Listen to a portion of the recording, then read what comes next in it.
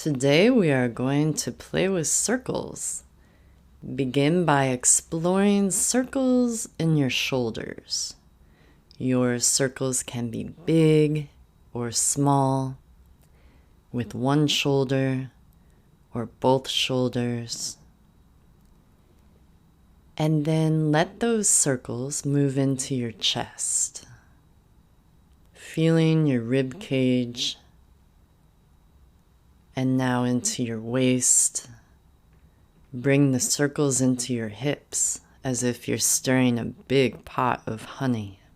Finding the edges of your circles. They can be fast or they can be slow. And then find circles in your ankles and your wrists. And see where you can add a little more curve into your day today.